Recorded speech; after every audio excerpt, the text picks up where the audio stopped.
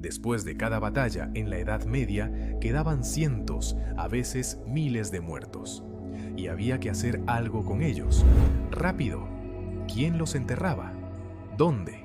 ¿Y qué pasaba con los cuerpos de los nobles o de los vencidos?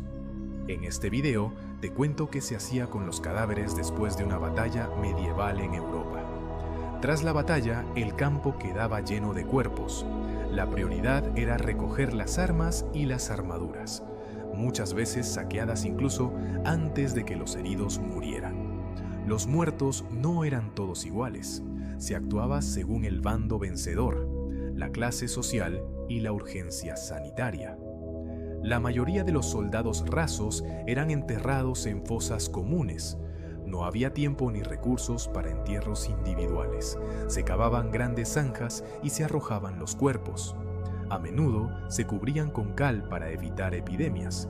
No había ceremonias ni registros. Estos cuerpos se perdían para siempre. Los nobles tenían un trato especial. Si morían lejos de casa, su cuerpo podía ser tratado con un método llamado mos teutonicus.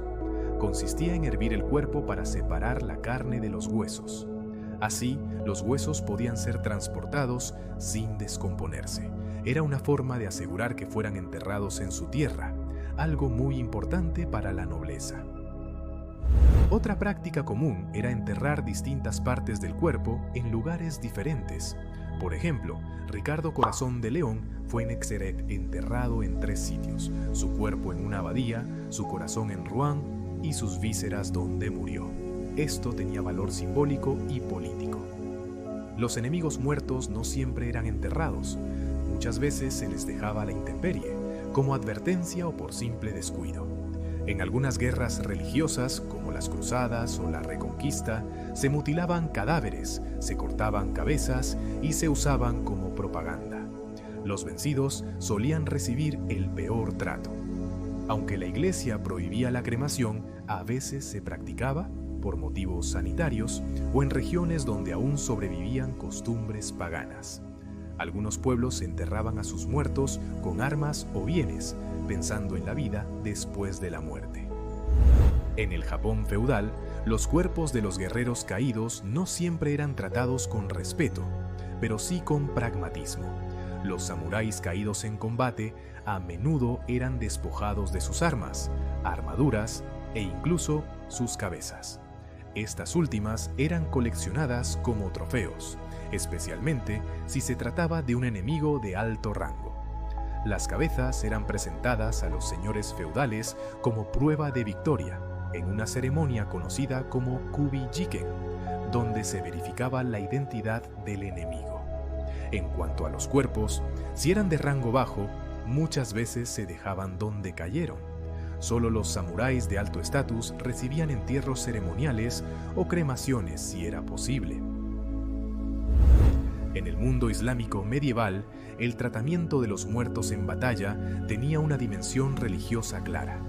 Según la ley islámica, los mártires, aquellos que morían en combate defendiendo su fe, no debían ser lavados ni enterrados con ropa limpia. Se los enterraba tal como murieron, con su ropa ensangrentada como símbolo de su sacrificio. Las batallas entre musulmanes y cruzados también dejaron escenas difíciles. A veces, los cadáveres enemigos eran saqueados, pero los musulmanes solían enterrar incluso a los cristianos, aunque fuera en fosas comunes, como un gesto de respeto o para evitar enfermedades. El Imperio Mongol, conocido por su brutalidad militar, era sorprendentemente práctico con los muertos, tanto amigos como enemigos. Tras las batallas, los mongoles muchas veces quemaban los cuerpos enemigos o simplemente los dejaban a la intemperie para que la naturaleza se encargara. Pero cuando los caídos eran mongoles, podían ser enterrados según rituales ancestrales. Algunos líderes de alto rango, como los generales o miembros de la nobleza, eran enterrados en secreto. Incluso existía la práctica de matar a los presentes en el entierro para preservar el lugar como sagrado y oculto. Como ves, la muerte en el campo de batalla era universal, pero el trato a los cadáveres dependía del contexto. la cultura y las creencias. En todos los rincones del mundo medieval, los muertos hablaban no con palabras, sino con su presencia, su ausencia o su forma de ser recordados. ¿Y tú? ¿Qué cultura crees que trató mejor o peor a sus muertos en la guerra?